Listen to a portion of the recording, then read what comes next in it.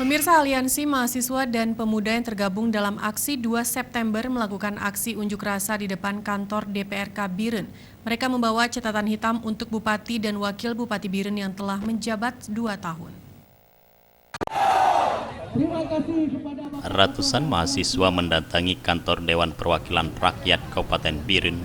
Mereka memberikan catatan hitam untuk pimpinan Bupati Haji Saifan Nur dan Wakil Bupati Muzakkar Agani selama 2 tahun terakhir yang dianggap tidak memberikan perkembangan terhadap Kabupaten Biren.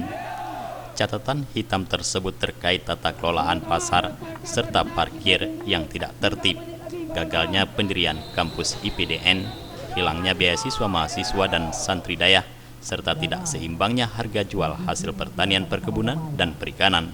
Tidak ada perkembangan terhadap pembangunan dan SDM. Selain itu juga dinilai tidak ada kejelasan tentang pembangunan kampus regional, kelangkaan gas LPG dan permainan harga jual dan illegal logging hutan serta galiansi, dan tidak adanya kelanjutan terkait pembangunan gedung-gedung pemerintahan yang terbengkalai. Meskipun suasana sempat memanas akibat para pendemo tidak diizinkan melakukan orasi di depan gedung Dewan, namun setelah dilakukan negosiasi oleh orator aksi dengan pihak kepolisian, para mahasiswa diperbolehkan melakukan aksi di halaman gedung DPRK Biren dengan damai. Ini adalah gerakan aksi damai kami dari masyarakat, mahasiswa dan pemuda untuk mengawal. Inilah aksi refleksi 2 tahunan, kepemimpinan pemerintahan Biren. Seperti itu.